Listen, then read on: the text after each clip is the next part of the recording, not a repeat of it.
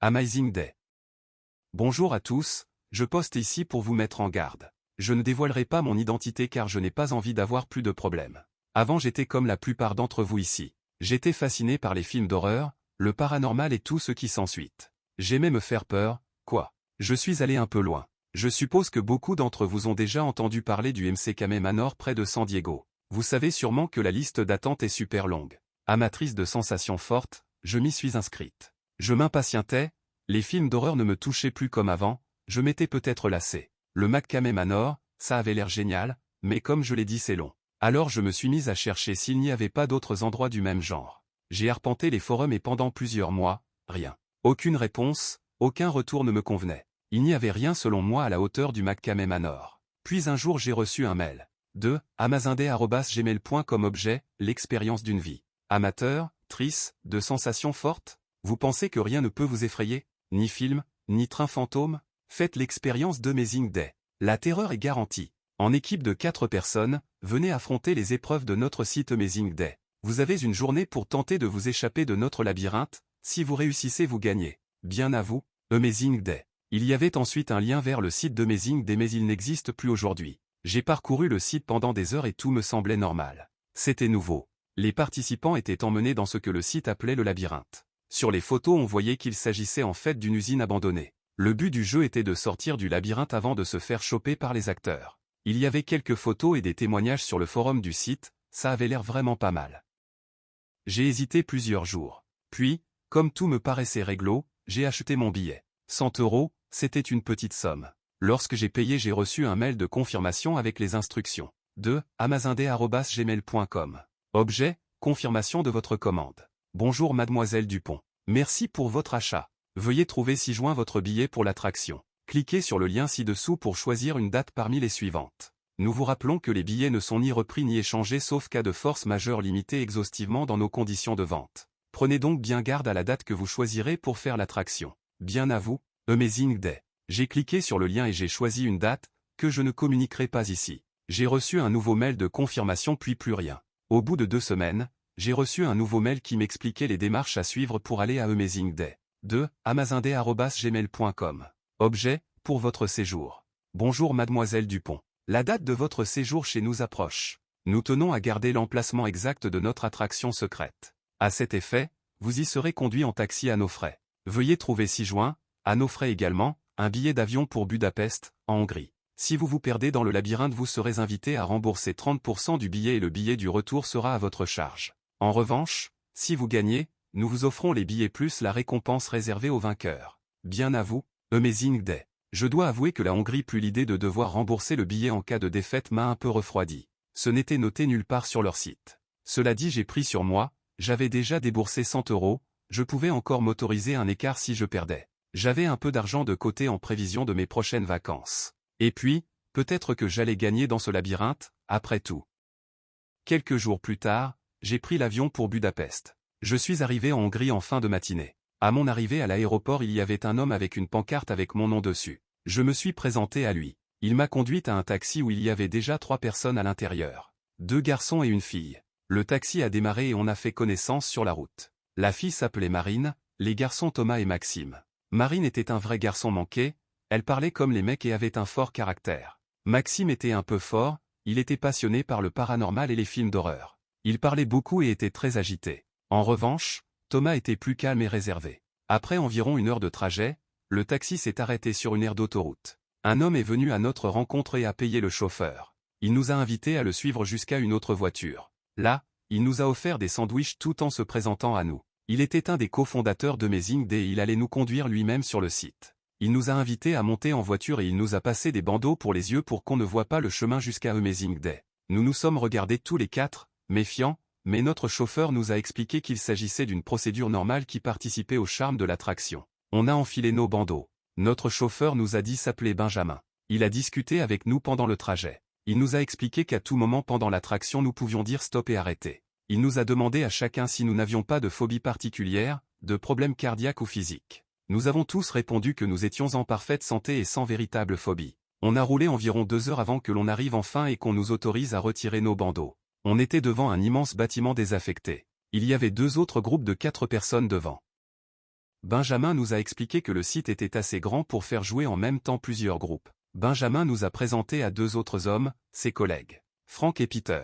Benjamin, Peter et Frank nous ont tous réunis. J'ai pu voir que les membres des autres groupes étaient un peu perdus, comme nous. Ils nous ont expliqué les règles plus précisément. Nous avions 24 heures maximum pour essayer de sortir de ce labyrinthe. Passé ce délai, nous étions déclarés perdants. Il y avait 3 sorties différentes, toutes avec un écriteau lumineux. Les 3 menaient à l'extérieur. Une fois dehors, nous aurions gagné. Il pouvait y avoir autant de gagnants que de participants. Frank a cependant précisé en souriant qu'il y avait peu de chances pour que nous nous en sortions tous. Ils nous ont aussi dit que bien évidemment il était interdit de faire usage de violence pour nous en sortir, auquel cas nous étions éliminés d'office. Si nous souhaitions abandonner, nous devions crier le mot code, marmotte. Nous avons tous ri à ce moment-là, c'était un mot assez improbable dans ce contexte. Ils nous ont expliqué que c'était pour être sûr qu'il n'y ait pas d'erreur possible sur la volonté d'arrêter. Quelqu'un viendrait alors chercher le participant. Pour terminer, ils nous ont vivement conseillé de rester groupés. Frank et Peter sont alors partis avec les 2 autres groupes. Benjamin nous a menés à l'entrée numéro 1 du labyrinthe. Il a pris nos téléphones. Nous n'étions autorisés à garder que nos montres. Nous avons attendu devant l'entrée pendant au moins un quart d'heure, puis une alarme stridente a retenti. Benjamin nous a ouvert la porte. C'est parti, a-t-il dit. Nous avons pénétré dans le labyrinthe. Marine et Maxime étaient tout excités. Thomas et moi étions plus réservés et attentifs à ce qu'il y avait autour de nous. Les murs étaient sales, par endroits il y avait des taches sombres rougeâtres. Les ampoules éclairaient mal l'endroit.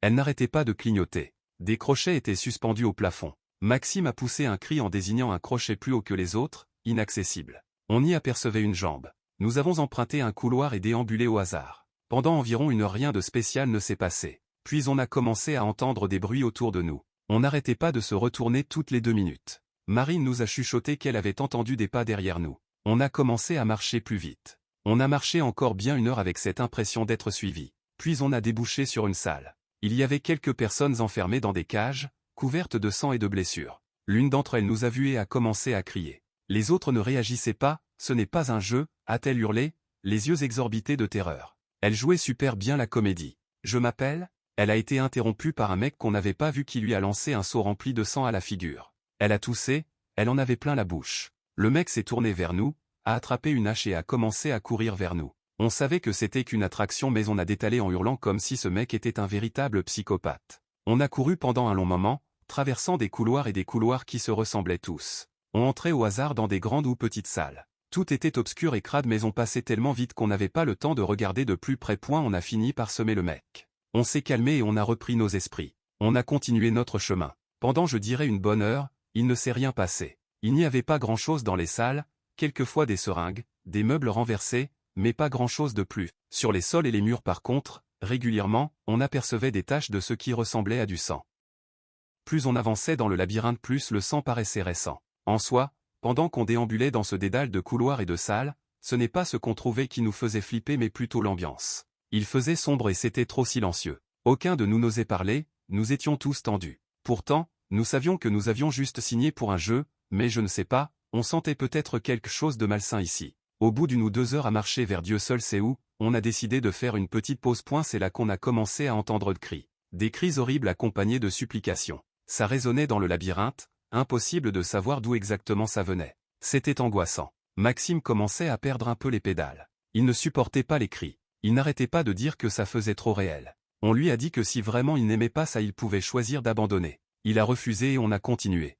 On a atterri dans une nouvelle salle. On a vu une fille derrière une épaisse vitre. Elle a alors frappé de toutes ses forces sur la vitre. Elle pleurait. Elle nous criait des trucs mais tous les sons étaient étouffés. On n'a pas osé s'approcher trop. En la regardant j'ai eu l'impression que je l'avais déjà vue quelque part. Sur le moment j'ai pensé que ça devait être une actrice qui avait joué dans un des films d'horreur que j'avais vu. Après ça on a continué, et encore une fois, pendant un moment rien de spécial ne s'est produit. Toujours les mêmes couloirs glauques. Puis, on est arrivé dans une autre salle, la lumière était encore plus mauvaise. On a entendu un bruit de tronçonneuse tout près. Maxime a hurlé. Un mec était en train de découper un corps à quelques mètres de nous. Au cri de Maxime le gars s'est tourné vers nous et nous a menacés avec son engin. Il s'était lancé vers nous. On s'est enfui. On a couru encore longtemps, nous perdant un peu plus dans le labyrinthe. On l'a semé lui aussi. Mais Maxime était à bout. Il avait du mal à respirer et il paniquait vraiment. Il a choisi d'arrêter, c'était trop pour lui. Il a littéralement hurlé le mot code, marmotte. Une voix s'est alors fait entendre dans des haut-parleurs. Elle disait que quelqu'un allait venir le chercher, qu'il devait rester là où il était. Quant à nous autres, on devait continuer notre chemin et laisser Maxime.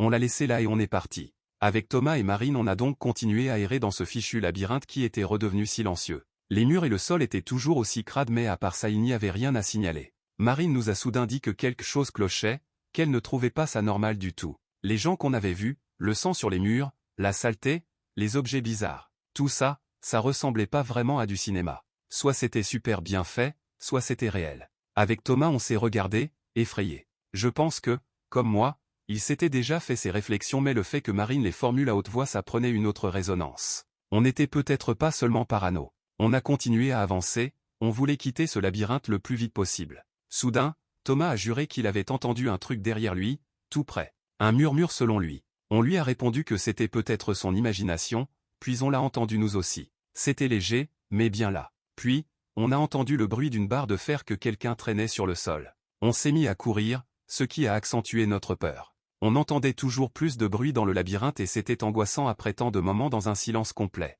On voyait des ombres menaçantes, des silhouettes du coin de l'œil, des choses bizarres qui pendaient du plafond. Je n'ai pas réussi à voir exactement ce que c'était, je m'efforçais de courir le plus vite possible. Je ne sais plus à quel moment de panique on a perdu Marine. Mais on l'a perdue. Impossible de la retrouver. Avec Thomas on a continué. Cela faisait maintenant 5 heures qu'on était entré dans le labyrinthe et on était à bout. Et enfin, le miracle est arrivé. On a trouvé une sortie. On était tellement soulagés qu'on a éclaté de rire. On a accéléré. La sortie était au bout d'un couloir. Thomas a soudain crié. On venait de lui attraper le bras. Je ne me suis pas arrêté, j'ai foncé. J'ai vu un mec du coin de l'œil qui sortait de je ne sais où tenter de m'attraper à quelques mètres de la porte. J'ai esquivé et j'ai couru encore plus vite. J'ai franchi enfin la sortie et je me suis retrouvé dehors. J'ai hurlé de joie à m'en briser la voix. Dehors il y avait Benjamin. Il m'a chaudement félicité et m'a invité à le suivre. Il m'a offert à boire et des gâteaux et rendu mon téléphone.